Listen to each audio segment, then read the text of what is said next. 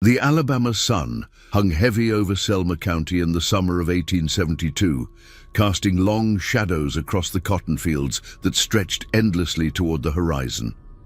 The air was thick with humidity and the sweet scent of magnolia blossoms. But there was something else in the atmosphere that day, something that made the local townspeople cross themselves when they passed the Holloway farm. Reverend Elijah Holloway stood on the wraparound porch of his weathered plantation house, his black coat pristine despite the oppressive heat. His steel-gray eyes surveyed the property with the satisfaction of a man who believed himself chosen by God. Behind him, the sound of bare feet on wooden floors echoed through the house as his daughters prepared for what he called the evening devotion. "Patience, my child," he murmured to the girl beside him, his eldest daughter, Mary Catherine, now 16 and already marked for what he termed her divine purpose. Her pale blue dress, sewn without adornment as befitted her station, hung loose on her thin frame. Dark circles shadowed her eyes, and her hands trembled slightly as she clutched a worn leather Bible.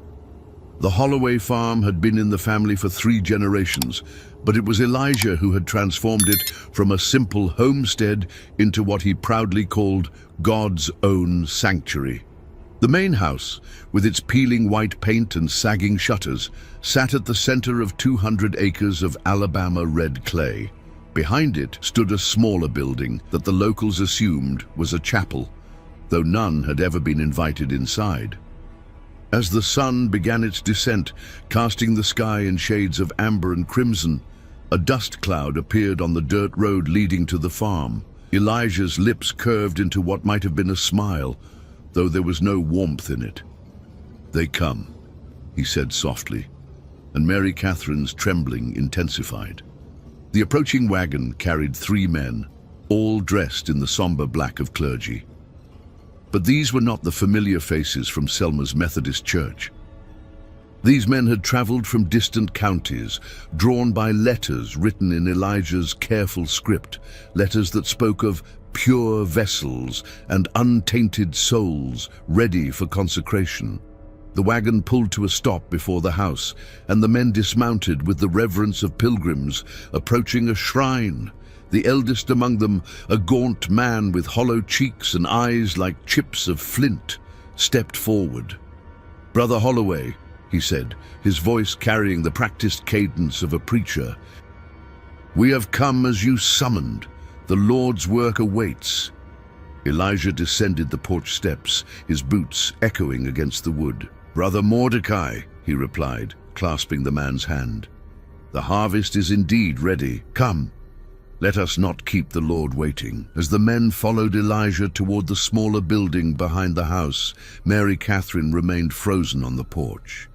Through the windows of the main house, pale faces appeared, her younger sisters, ranging in age from 6 to 14, all watching with the wide-eyed terror of children who had learned too early that some prayers were answered in ways that broke the soul. The chapel, as Elijah called it, was a simple structure with no windows and only one door. Inside, oil lamps cast dancing shadows on walls, lined with religious texts, though closer inspection would reveal that many of the passages had been altered, rewritten in Elijah's hand to support his twisted interpretation of divine will. At the center of the room stood an altar draped in white cloth, and upon it lay a single item, a leather-bound ledger filled with names, dates, and what Elijah termed sacred transactions. "The girl is prepared," Brother Mordecai asked, his eyes gleaming in the lamplight. "As the Lord commands," Elijah replied, "raised in purity, untouched by the corruption of worldly education. She knows only obedience to God's chosen servants." The other 2 men, younger but with the same predatory gleam in their eyes, nodded approvingly. One of them, a man with prematurely gray hair and soft hands that had never known honest labor, stepped closer to the altar. "The price remains as discussed?" he asked, his voice barely above a whisper. Elijah's smile widened. "The Lord's work requires earthly support, Brother Cornelius. $50 as agreed, a small price for such divine favor." As the men conducted their blasphemous business, Mary Catherine stood alone on the porch, her Bible clutched so tightly that her knuckles had turned white. She had watched this ritual before, had seen her older sister Sarah led into that building 3 years ago, only to emerge hours later as a different person entirely. Sarah had left the farm the next morning with brother Mordecai, and Mary Catherine had never seen her again. The sounds that drifted from the chapel, muffled voices raised in what Elijah called prayer, but which carried undertones that made Mary Catherine's stomach churn, continued for what felt like hours. When they finally ceased, the men emerged, looking satisfied, their spiritual needs apparently met. Brother Mordecai approached the porch where Mary Catherine waited, his eyes appraising her with the cold calculation of a man examining livestock. "This one will do nicely," he said to Elijah. "I'll return for her when she reaches her 18th year. The Lord has specific plans for her service." As the wagon disappeared into the gathering darkness, Elijah placed a heavy hand on Mary Catherine's shoulder. His grip was firm, possessive, and carried the weight of absolute authority. "You see, my child," he said, his voice taking on the rhythmic cadence he used during his sermons, "how the Lord provides for his faithful servants. Your sisters before you have found their divine purpose, and soon you too will know the blessing of serving God's chosen men." Mary Catherine nodded mutely, though inside something had begun to crack. She had heard the stories whispered among her younger sisters, stories of what really happened during these sacred ceremonies. She had seen the fear in Sarah's eyes before she was taken away, and she had noticed how none of the sisters who left ever sent word back to the family. That night, as the house settled into an uneasy quiet, Mary Catherine lay in the bed she shared with her 3 youngest sisters. The room was sparse. Elijah believed that comfort bred weakness, with only a single window that looked out over the cotton fields. By moonlight, she could see the chapel, its dark silhouette a constant reminder of her approaching fate. In the distance, a night bird called out, a sound that seemed to carry all the loneliness and despair of the Alabama wilderness. Mary Catherine closed her eyes and tried to pray, but the words that came to her lips were not the ones her father had taught her. Instead, she found herself whispering a plea for deliverance, though she no longer believed that any benevolent God was listening. The Holloway farm slept fitfully that night, as it always did after one of Elijah's sacred gatherings. But in the darkness, something was stirring, a seed of rebellion that would soon grow into something that even Reverend Elijah Holloway, in all his twisted faith, could never have anticipated. 3 weeks had passed since the men in black had visited the Holloway farm, and the oppressive heat of August had settled over Selma County like a suffocating blanket. The cotton plants stood tall and heavy with their white burden, ready for harvest, but inside the Holloway house, a different kind of reaping was taking place. Mary Catherine sat in the kitchen, her hands working mechanically as she peeled potatoes for the evening meal. Around her, her younger sisters moved with the quiet efficiency that their father demanded. No unnecessary chatter, no idle movements, only the purposeful actions of young women being molded into what Elijah called vessels of divine service. The kitchen was the heart of the Holloway home, though it bore little resemblance to the warm, welcoming spaces found in other farmhouses throughout Alabama. The walls were bare, except for a single wooden cross and a framed passage from Ephesians that Elijah had modified to read, "Daughters, obey your fathers in all things, for this is well-pleasing unto the Lord, and submit yourselves unto his chosen servants, as unto Christ himself." 14-year-old Rebecca worked at the stove, her movements careful and precise. At 12, she was approaching the age when Elijah would begin her special preparation, a process that Mary Catherine remembered all too well. The memory of her own initiation into her father's twisted doctrine still haunted her dreams. "Mary Catherine," came Elijah's voice from the doorway, causing all the girls to stiffen. He stood there in his perpetual black coat, his Bible tucked under one arm, and his eyes holding that familiar gleam of religious fervor. "Come. It is time for your instruction." Mary Catherine's hands stilled on the potato she was peeling. These instructions had become more frequent since Brother Mordecai's visit, and each session left her feeling more hollow than the last. She set down her knife and followed her father through the house, past the parlor where portraits of long-dead Holloway patriarchs gazed down with stern disapproval. Elijah's study was a cramped room lined with religious texts, though many of the books bore signs of his editorial hand, pages torn out, passages rewritten, entire chapters replaced with his own interpretations of divine will. A large desk dominated the space, its surface covered with correspondence from men across the South who had heard of the Holloway family's special ministry.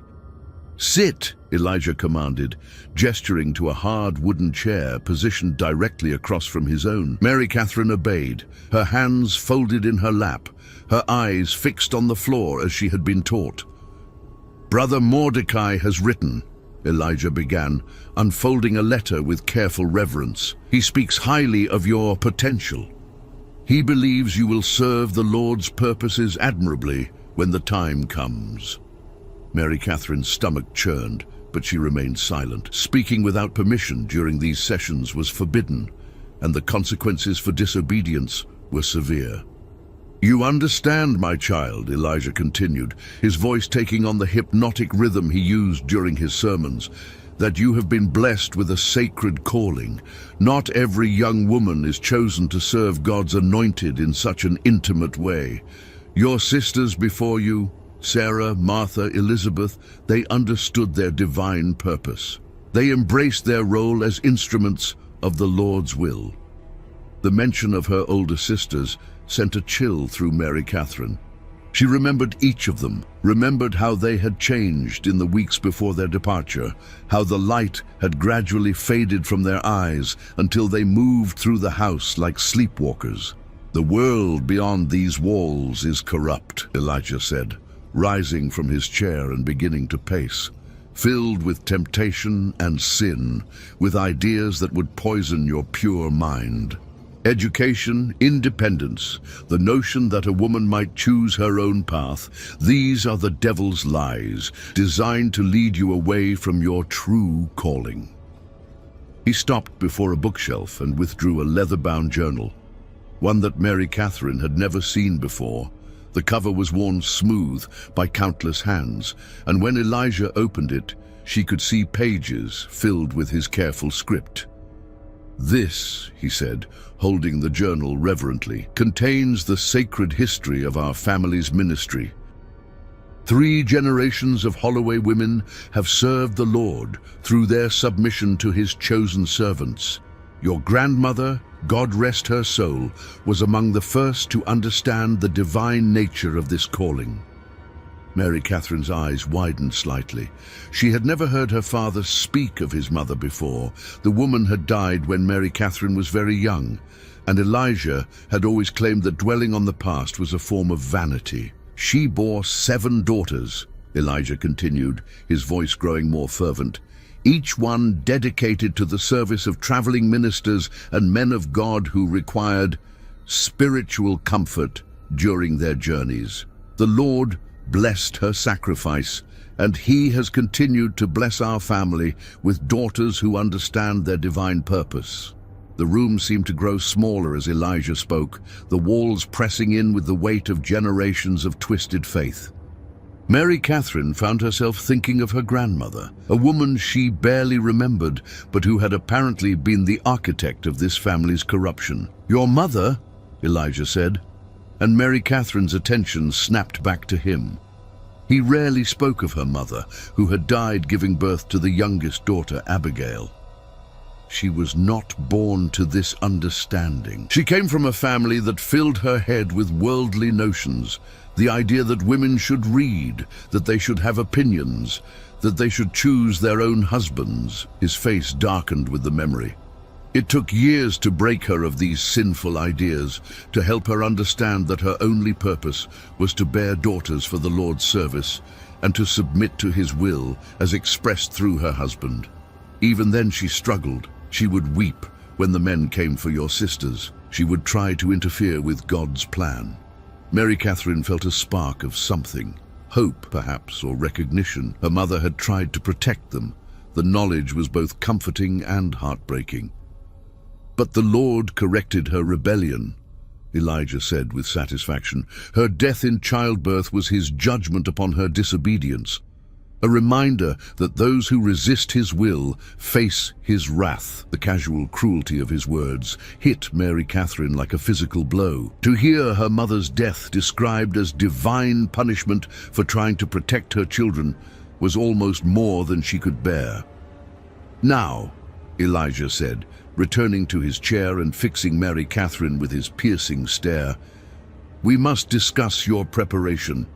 Brother Mordecai will return for you in 2 months' time. You must be ready to fulfill your sacred duty without hesitation or rebellion."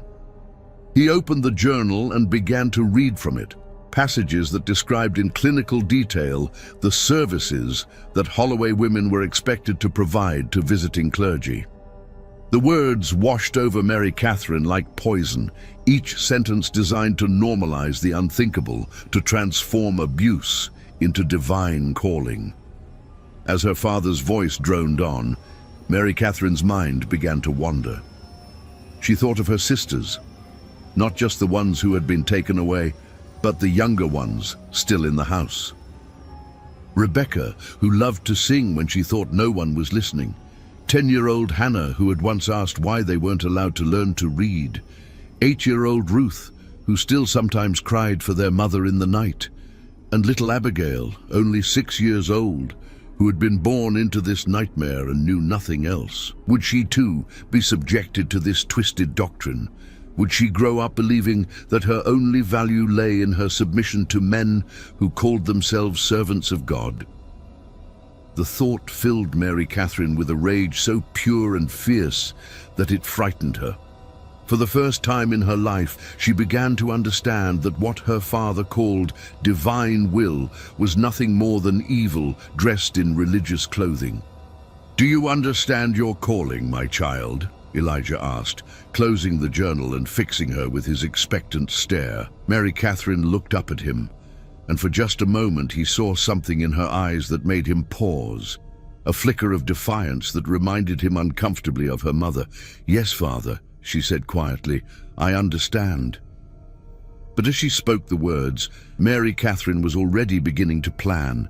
She had 2 months before Brother Mordecai returned, 2 months to find a way to save not just herself, but her sisters as well. The doctrine of submission that had ruled the Holloway family for 3 generations was about to face its greatest challenge, and Mary Catherine was determined that she would be the last daughter to suffer under its cruel weight. The September air carried the first hint of autumn's approach, though the Alabama heat still pressed down on Selma County with relentless intensity. In the Holloway farmhouse, the rhythm of daily life continued its oppressive cadence, but beneath the surface, something had begun to shift. Mary Catherine had started keeping a journal. Hidden beneath a loose floorboard in the room she shared with her younger sisters, wrapped in an old piece of cloth that had once belonged to her mother, the small, leather-bound book contained her growing understanding of the truth behind her family's sacred ministry. Each night, by the faint light of a candle stub, she carefully recorded the details of her father's doctrine, the names of the men who visited, and most importantly, the fragments of memory from her older sisters. Tonight, as her sisters slept fitfully around her, Mary Catherine retrieved the journal and opened it to a fresh page. Her handwriting, self-taught through careful observation of her father's correspondence, was shaky but determined. September 15th, 1872. Father spoke today of the covenant of purity, his name for the arrangement with the traveling ministers. He showed me letters from men as far away as Georgia and Tennessee, all seeking what he calls untainted vessels for spiritual communion. The money they pay, he calls it offerings for the Lord's work. But I have seen how he counts it, how his eyes gleam when the payments arrive. Rebecca grows more frightened each day. She knows her time approaches. Last night I heard her crying, and when I tried to comfort her, she told me she had overheard Father speaking with Brother Cornelius about her readiness. She is only 14. Mary Catherine paused in her writing, the weight of responsibility settling heavily on her shoulders. She had begun to understand that she was not just documenting her family's corruption, she was gathering evidence that might someday be used to stop the cycle of abuse that had claimed so many Holloway daughters. A soft sound from the next room made her freeze. Footsteps in the hallway, slow, deliberate, familiar. Her father was making his nightly rounds, checking to ensure that his daughters were properly secured in their rooms. Mary Catherine quickly closed the journal and slipped it back beneath the floorboard, then lay down and forced her breathing to become slow and regular. The door creaked open, and she felt Elijah's presence in the doorway. He stood there for long moments, his eyes scanning the room where his 4 youngest daughters slept. Mary Catherine could feel his gaze lingering on her, and she wondered if he suspected her growing rebellion. Finally, the door closed, and his footsteps continued down the hall. Mary Catherine waited until she heard his bedroom door close before allowing herself to breathe normally again. The next morning brought an unexpected visitor to the Holloway farm. Mary Catherine was hanging laundry on the line behind the house when she heard the sound of a horse approaching. From her position, she could see a lone rider making his way up the dusty road, not one of the usual black-clad ministers, but a younger man in simple traveling clothes. Elijah emerged from the house to greet the visitor, his posture wary. Mary Catherine moved closer to the house, using the hanging sheets as cover while she strained to hear their conversation. "Reverend Holloway," the young man said, dismounting from his horse. "My name is Thomas Whitmore. I'm a journalist with the Montgomery Advertiser. I'm traveling through the county, writing about the religious communities in rural Alabama." Mary Catherine's heart began to race. A journalist, someone from the outside world, someone who might listen if she could find a way to speak with him. "I'm afraid I don't speak with newspapermen," Elijah replied coldly. "The Lord's work is not meant for public spectacle." "I understand your caution, Reverend," Thomas said, his voice respectful but persistent.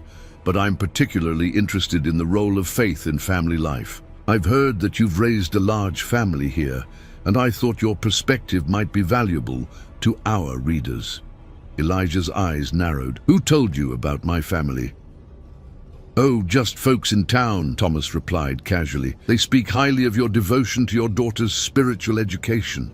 It's rare to find a family so dedicated to religious principles in these modern times." Mary Catherine could see her father's internal struggle. His pride in his twisted ministry warred with his instinct for secrecy. Finally, his vanity won out. "Very well," Elijah said. "You may stay for dinner, but I will not have my daughters subjected to worldly influences. They will not speak with you directly." "Of course," Thomas agreed. "I wouldn't dream of imposing on their privacy." As the 2 men walked toward the house, Mary Catherine's mind raced. This might be her only chance to get word to the outside world about what was happening on the Holloway farm. But how could she communicate with the journalist without her father's knowledge? The answer came to her as she continued hanging the laundry. Among the sheets and dresses, she carefully positioned one of her own undergarments, a simple white chemise, in a specific pattern that she hoped would catch the journalist's attention. Then, using a piece of charcoal from the kitchen stove, she wrote a message on the inside of the garment where it wouldn't be visible unless someone looked closely. "Help us. We are prisoners. Father sells daughters to ministers. Look for journal under loose board, northeast corner, upstairs room." MCH, it was a desperate gamble.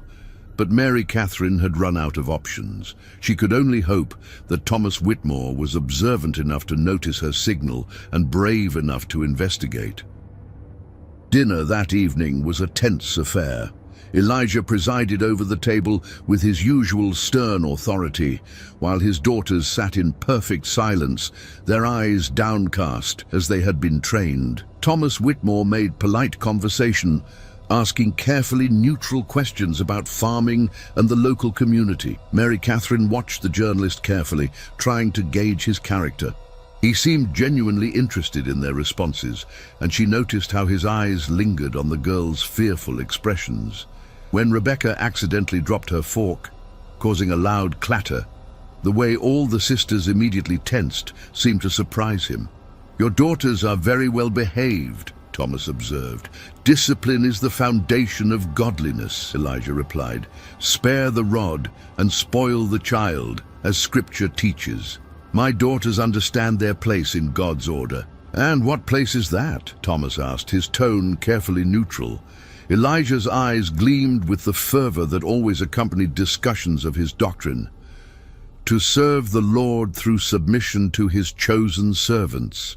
Each of my daughters has been blessed with a sacred calling to provide comfort and spiritual communion to the traveling ministers who do God's work throughout the South." Mary Catherine saw Thomas's eyebrows rise slightly at this explanation, though he kept his expression carefully neutral. "That's quite a calling," he said. "Indeed," Elijah agreed. "3 of my daughters have already fulfilled their divine purpose, and my eldest remaining daughter will soon join their ranks. The Lord has blessed our family with this sacred ministry for 3 generations." As her father spoke, Mary Catherine felt a familiar mixture of rage and despair. He spoke of their abuse as if it were a privilege, their suffering as if it were a blessing. But now, for the first time, there was a witness, someone who might understand the true nature of what Elijah called his sacred ministry.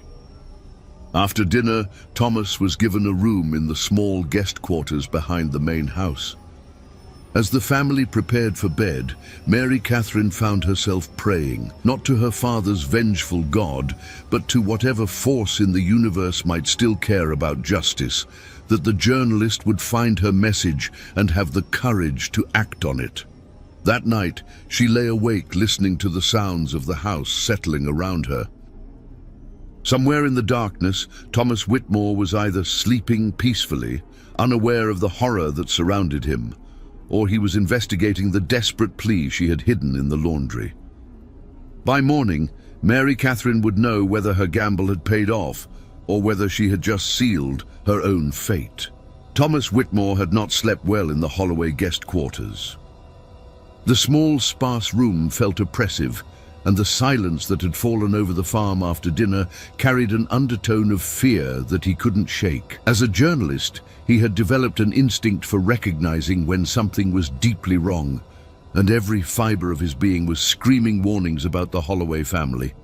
It was just past midnight when he decided to investigate the cryptic message he had found hidden in the laundry. The young woman's chemise had been positioned in such a way that it caught his attention immediately, too deliberate to be accidental. When he had examined it more closely while pretending to admire the family's industriousness, the charcoal message had made his blood run cold. Now, moving as quietly as possible through the darkness, Thomas made his way toward the main house. The floorboards of the old farmhouse creaked under his weight, each sound seeming to echo like gunshots in the oppressive silence. He had memorized the layout during dinner. The stairs to the second floor were at the front of the house, and the northeast corner room would be at the end of the hallway. The front door was unlocked, a testament to the isolation of the farm and Elijah's confidence in his control over his household. Thomas slipped inside and began his careful ascent to the second floor, pausing at each step to listen for any sign that he had been detected. The upstairs hallway was narrow and dark, with 4 doors leading off it. Thomas counted his way to the northeast corner and gently tried the handle. The door opened silently, revealing a room where 4 young women lay sleeping in 2 narrow beds. In the faint moonlight filtering through the single window, he could see their faces, pale, drawn, bearing the unmistakable marks of chronic fear and malnutrition. Moving with infinite care, Thomas made his way to the northeast corner of the room. His fingers explored the floorboards until he found one that shifted slightly under pressure. Working it loose, he discovered a small hiding place beneath, and within it, wrapped in faded cloth, a leather journal. One of the sleeping figures stirred, and Thomas froze. The eldest of the girls, the one he assumed was Mary Catherine, opened her eyes and looked directly at him. For a moment, neither moved. Then she slowly sat up, careful not to wake her sisters. "You found it," she whispered, her voice barely audible. Thomas nodded, holding up the journal. "Is it safe to talk?" Mary Catherine glanced toward the door, then back at him. "Father sleeps heavily, but we must be careful. If he finds you here—" "I understand," Thomas said, settling carefully on the floor beside her bed. "Tell me what's happening here." In whispered words that carried the weight of years of suffering, Mary Catherine began to tell her story. She spoke of the sacred ministry that had claimed her older sisters, of the traveling ministers who came to purchase young women under the guise of religious service, of the twisted doctrine that had turned their home into a marketplace for human flesh. Thomas listened with growing horror, occasionally asking quiet questions for clarification. As a journalist, he had covered stories of corruption and abuse, but nothing had prepared him for the systematic nature of the Holloway family's crimes. "The journal contains everything," Mary Catherine whispered, pressing the book into his hands. "Names, dates, amounts paid. Father keeps meticulous records. He believes he's doing God's work, so he documents it all." Thomas opened the journal and began to read by moonlight. Page after page of careful entries detailed transactions that made his stomach turn. Names of ministers from across the South, ages of the girls they had selected, payments made for what Elijah euphemistically called spiritual services. "My sister Sarah was 13 when Brother Mordecai took her," Mary Catherine continued. "Martha was 14. Elizabeth was only 12. None of them ever came back. None of them ever sent word. I don't even know if they're still alive." "And you're next?" Thomas asked, though he already knew the answer. Mary Catherine nodded. "Brother Mordecai returns in 3 weeks. Father has been preparing me, teaching me what he calls my sacred duties. But I won't go. I can't leave my younger sisters to face this alone." Thomas studied her face in the moonlight. Despite her youth and the terrible circumstances of her life, there was a strength in her eyes that reminded him of the abolitionists he had interviewed during the war, people who had decided that some things were worth any risk to oppose. "What do you want me to do?" he asked. "Stop him," Mary Catherine said simply. "Stop all of them. Use what's in that journal to expose what they've been doing. Make sure no other family suffers like ours has." Thomas nodded, but he could see the practical difficulties. The men named in this journal, they're respected members of their communities, ministers, church leaders. People will be reluctant to believe such accusations. "Then find the other girls," Mary Catherine said urgently. "Find my sisters if they're still alive. Find the other families who've been destroyed by these men. The truth has a way of coming out when enough people are willing to speak it." A sound from downstairs made them both freeze, the creak of floorboards, followed by the distinctive sound of Elijah's heavy footsteps. Thomas quickly closed the journal and tucked it inside his jacket. "He's checking the house," Mary Catherine whispered, her face pale with terror. "He sometimes does this when he can't sleep. You have to go." Thomas nodded and moved toward the window. It was a long drop to the ground, but there was a trellis covered with climbing roses that might support his weight. As he prepared to climb out, Mary Catherine caught his arm. "Promise me," she whispered urgently. "Promise me you'll stop them." "I promise," Thomas said, and he meant it with every fiber of his being. He climbed out the window just as Elijah's footsteps reached the top of the stairs. The trellis groaned under his weight, and thorns tore at his clothes, but he managed to reach the ground without making enough noise to alert the household. Moving quickly but carefully, he made his way back to the guest quarters. The next morning, Thomas announced that he had received an urgent telegram calling him back to Montgomery. Elijah seemed relieved to see him go, though he maintained his facade of hospitality to the end. As Thomas mounted his horse and prepared to leave, he caught Mary Catherine's eye through the kitchen window. She gave him the slightest nod, a gesture of hope and determination that would stay with him for the rest of his life. Riding away from the Holloway farm, Thomas felt the weight of the journal in his jacket pocket. He had 3 weeks before Brother Mordecai was scheduled to return for Mary Catherine. 3 weeks to build a case that would bring down not just Elijah Holloway, but the entire network of corruption that had enabled his crimes. It would be the most important story of his career, and the most dangerous. But as he thought of Mary Catherine's courage and the suffering of her sisters, Thomas knew that some stories were worth any risk to tell. The unraveling of the Holloway family's dark secrets had begun, and Thomas Whitmore was determined to see it through to the end, no matter what the cost. The Montgomery Advertiser's newsroom buzzed with an energy that Thomas Whitmore had never experienced in his 3 years as a journalist. For 2 weeks, he had worked tirelessly to verify the contents of Mary Catherine's journal, following leads that stretched across Alabama, Georgia, and Tennessee. What he had uncovered was a network of corruption that reached into the highest levels of Southern religious society. Sheriff William Crawford of Montgomery County sat across from Thomas's desk, his weathered face grim as he reviewed the evidence that had been laid before him. Beside him, District Attorney Marcus Thornton studied photocopies of the journal entries, his expression growing darker with each page. "This is comprehensive," Thornton said finally, setting down the papers. "Names, dates, financial transactions. If this is authentic, we're looking at charges of human trafficking, conspiracy, and..." He paused, struggling with the words. "Systematic child abuse under the guise of religious practice." Thomas nodded.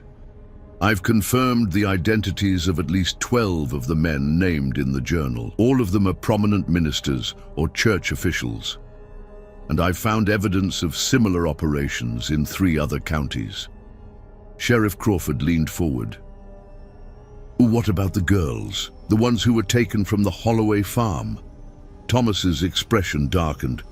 "That's where it gets complicated. I've traced 3 of them, Sarah, Martha, and Elizabeth Holloway. Sarah died in childbirth in a remote cabin in Georgia 2 years ago. She was 15. Martha is being held at what's called a spiritual retreat in Tennessee, essentially a brothel disguised as a religious commune. Elizabeth..." He paused, his voice catching. "Elizabeth took her own life last year. She was 14. The room fell silent as the full horror of the situation sank in. These weren't just crimes. They were the systematic destruction of young lives carried out by men who claimed to serve God. "We need to move quickly," Thornton said. "If this Brother Mordecai is scheduled to return for the eldest daughter in a week, we can't afford to wait for a lengthy investigation."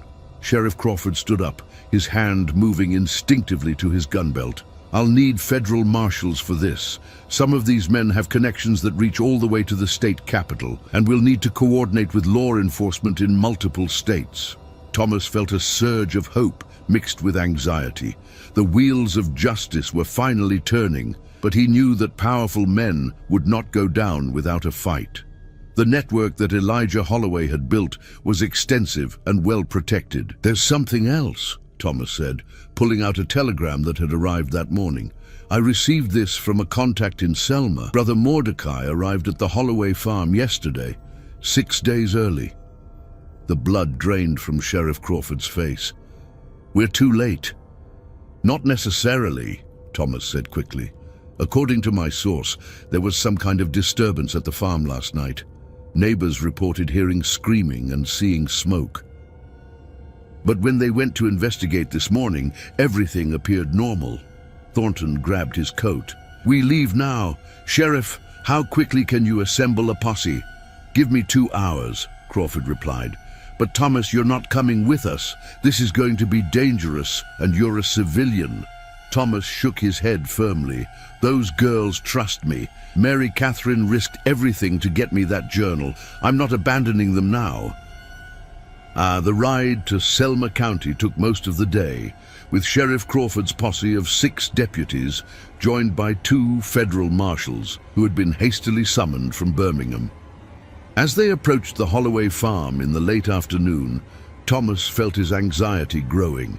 The property looked peaceful from a distance, too peaceful. They dismounted a quarter-mile from the house and approached on foot, using the cotton fields as cover. As they drew closer, Thomas could see that something was wrong. The front door of the farmhouse hung open, and there was no sign of activity in the yard. Sheriff Crawford signaled for his men to surround the house while he, Thomas, and one of the federal marshals approached the front entrance. The silence was oppressive, broken only by the sound of their boots on the wooden porch. "Hello?" Crawford called out. "This is the Montgomery County Sheriff's Office. We need to speak with Reverend Holloway." No response came from within the house. Crawford drew his weapon and stepped through the open doorway, with Thomas close behind. The scene that greeted them was one of chaos. Furniture was overturned, papers scattered across the floor, and dark stains that looked suspiciously like blood marked the wooden planks. But there was no sign of the family. "Upstairs," Thomas said, remembering the layout of the house. They climbed the narrow staircase, their footsteps echoing in the unnatural silence. The first room they checked was empty, but in the second, the room where Mary Catherine and her sisters had slept, they found signs of a struggle. The beds were torn apart, and more bloodstains marked the floor. But again, no bodies. It was in Elijah's study that they found the first clue to what had happened. The room had been ransacked, but Thomas noticed that the desk drawers had been pulled out and their contents scattered. Someone had been looking for something specific. The journal, Thomas realized. They came looking for the journal. Sheriff Crawford was examining a piece of paper that had been left on the desk, apparently deliberately. "It's a note," he said, reading aloud. "It says, 'The Lord's work continues. The unfaithful have been corrected. Seek us not, for we are beyond your earthly jurisdiction.'" Thomas felt his heart sink. They were too late. Whatever had happened here, Elijah and his co-conspirators had covered their tracks and disappeared with the remaining girls. But as they prepared to leave the house, one of the deputies called out from the backyard, "Sheriff, you need to see this." Behind the house, partially hidden by overgrown vegetation, they found the chapel where Elijah had conducted his twisted ceremonies. The door stood open, and inside they discovered evidence that would haunt Thomas for the rest of his life. The altar was stained with blood, and scattered around it were personal belongings: a hair ribbon that might have belonged to Rebecca, a small shoe that could have been Ruth's. But most chilling of all was what they found nailed to the wall behind the altar: pages torn from Mary Catherine's journal, with certain passages circled in red ink. "He knew," Thomas said, his voice barely a whisper. "Somehow he found out about the journal. He knew we were coming." Sheriff Crawford's face was grim as he surveyed the scene. "The question is, are they dead, or did he take them somewhere else?" The answer came from an unexpected source. As they stood in the chapel trying to piece together what had happened, they heard a faint sound from outside, a child's voice, weak and frightened. Following the sound, they found little Abigail Holloway hiding in the root cellar behind the house. The 6-year-old was covered in dirt and blood, her clothes torn, her eyes wide with terror, but she was alive. "Abigail," Thomas said gently, kneeling down to her level. "It's okay. You're safe now. Can you tell us what happened?" The child's story, told in halting whispers between sobs, painted a picture of horror that exceeded even Thomas's worst fears.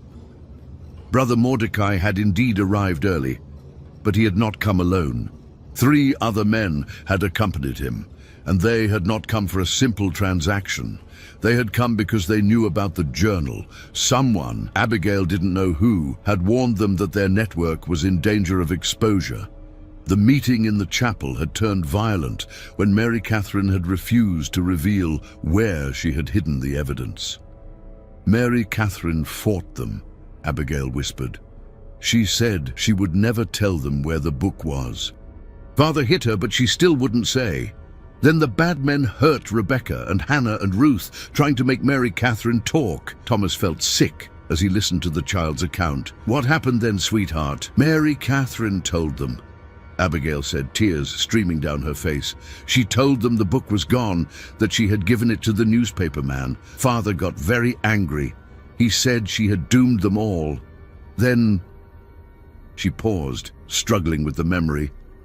Then what? Sheriff Crawford asked gently. Then there was fire, Abigail said, and screaming. And Mary Catherine told me to hide in the cellar and not come out no matter what I heard. She said to wait for the good men to come and find me.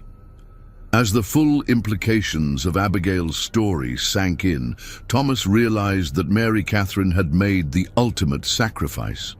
She had protected the evidence that would bring down the network, even knowing that it would cost her and her sisters their lives.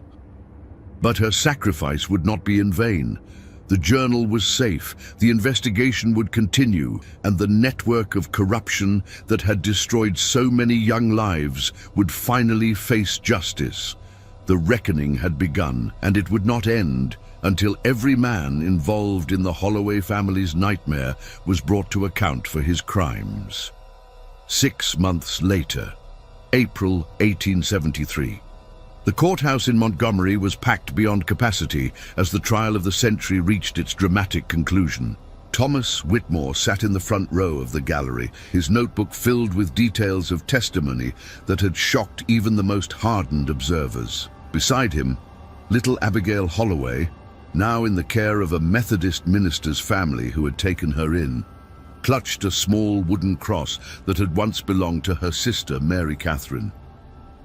The prosecution had built their case methodically over 3 months, using Mary Catherine's journal as the foundation for charges that had ultimately reached 14 men across 4 states. The network of corruption that Elijah Holloway had helped orchestrate was more extensive than anyone had initially imagined, reaching into the highest levels of Southern religious society.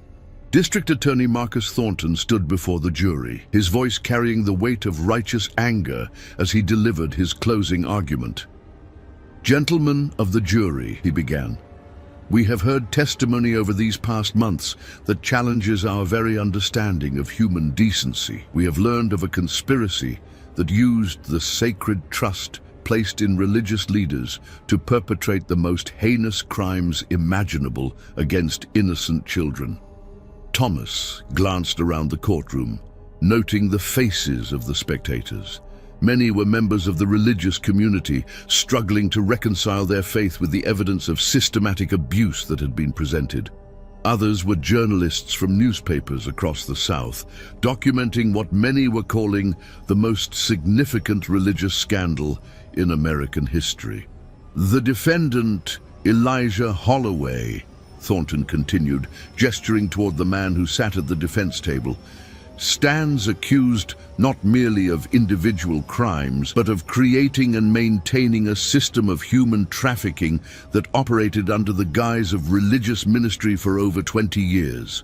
Elijah Holloway looked nothing like the imposing patriarch who had once ruled his family with absolute authority. Months in jail awaiting trial had aged him dramatically. His once pristine black coat had been replaced with prison garb, and his steel-grey eyes now held the hollow look of a man whose carefully constructed world had collapsed around him. The evidence against him was overwhelming. Mary Catherine's journal had provided the roadmap, but investigators had uncovered much more. Financial records showing payments from ministers across the South, correspondence detailing the selection and preparation of young women. Testimony from survivors who had finally found the courage to speak. Martha Holloway had been rescued from the Tennessee compound and had testified via written deposition, her words read aloud in a courtroom that sat in stunned silence. Her account of the years following her departure from the family farm had reduced several jurors to tears. "The defense would have you believe," Thornton said, his voice rising, "that these were consensual religious practices, that the young women involved were willing participants in what they call spiritual service. But I ask you to consider the testimony of Martha Holloway, taken from her at the age of 16 after 3 years of captivity. I ask you to remember the words of the other survivors who have come forward. These were not willing participants. They were victims of a systematic campaign of abuse that began in childhood and continued until they were either rescued or died." Thomas thought of Mary Catherine, whose courage had made this moment possible. Her body had never been found, despite extensive searches of the Holloway property and surrounding areas. The official assumption was that she and her 3 younger sisters had been murdered and their bodies disposed of to prevent them from testifying.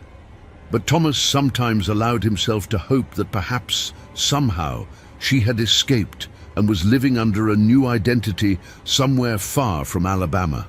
The defense attorney, a man named Cornelius Blackwood, who had been hired by a consortium of churches desperate to limit the scandal's damage, rose for his closing argument.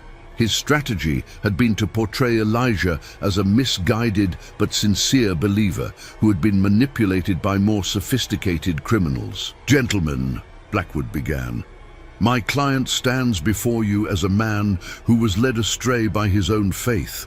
Yes, he participated in practices that we now recognize as wrong. But he believed, sincerely believed, that he was serving God's will. The true criminals in this case are the men who exploited his religious devotion for their own perverted purposes." It was a desperate argument, and Thomas could see from the jurors' faces that it was falling flat. The evidence was too extensive, too detailed, too damning for anyone to believe that Elijah had been merely a pawn in someone else's scheme. The trial had also revealed the broader scope of the network. Brother Mordecai, whose real name was revealed to be Marcus Thorne, had been arrested in Georgia and was awaiting his own trial. Brother Cornelius had been found dead in his Tennessee cabin, apparently by his own hand, leaving behind a confession that implicated dozens of other men. The investigation had uncovered similar operations in 7 states, all connected through a loose network of corrupt religious leaders who had used their positions to exploit vulnerable families. The Holloway farm had been just one node in a web of abuse that had destroyed hundreds of lives over the course of decades. As the defense attorney concluded his argument, Thomas noticed a commotion near the back of the courtroom. A woman had entered, middle-aged, wearing simple traveling clothes, her face bearing the unmistakable marks of hard living. She moved slowly down the aisle, her eyes fixed on Elijah Holloway with an intensity that made several spectators turn to stare. The woman reached the front of the courtroom and spoke in a voice that carried clearly through the suddenly silent space. "Elijah Holloway, do you remember Sarah Holloway, your daughter? The one you sold to Marcus Thorne when she was 13? The courtroom erupted in whispers and gasps. Elijah's face went white as he stared at the woman, recognition dawning in his eyes. "Sarah?" he whispered. "I survived," she said simply. "I survived what you did to me, what you allowed them to do to me. I survived the birth of a child I never wanted, the years of captivity, the attempts to break my spirit, and I'm here to see you face justice for what you've done." The judge called for order, but the damage was done. The appearance of Sarah Holloway, alive when everyone had believed her dead, was the final nail in her father's coffin. Her presence in the courtroom was a living testament to the resilience of the human spirit and the ultimate failure of evil to completely triumph. The jury deliberated for less than 2 hours. When they returned, their verdict was unanimous, guilty on all counts. As the judge pronounced sentence, life in prison without the possibility of parole, Thomas felt a complex mixture of satisfaction and sadness. Justice had been served, but it could never truly compensate for the lives that had been destroyed. After the trial, Thomas found himself standing outside the courthouse with Sarah and Abigail Holloway. The two sisters, one who had endured years of abuse and somehow survived, the other who had been saved by her sister's sacrifice, represented both the horror and the hope that had defined this entire ordeal. "What will you do now?" Thomas asked Sarah. "I'm going to find the others," she replied. "The girls who were taken from other families, the ones who might still be alive. This trial was just the beginning. There are more men out there, more victims who need justice." Thomas nodded, understanding that Sarah had found her own form of purpose in the aftermath of her trauma. "And you, Abigail?" The young girl looked up at him with eyes that held wisdom far beyond her years. "I'm going to learn to read," she said. "Mary Catherine always said that knowledge was the only thing they couldn't take away from you. I want to learn everything I can, so I can help other children like us." As Thomas watched the two sisters walk away together, one carrying the scars of survival, the other carrying the hope of a different future, he thought of Mary Catherine's final words to him, "Promise me you'll stop them." The promise had been kept. The network was broken, the perpetrators were facing justice, and the survivors were finding their voices. But perhaps most importantly, the story had been told. The truth that Mary Catherine had died to protect was now part of the public record, ensuring that such horrors could never again hide behind the facade of religious respectability.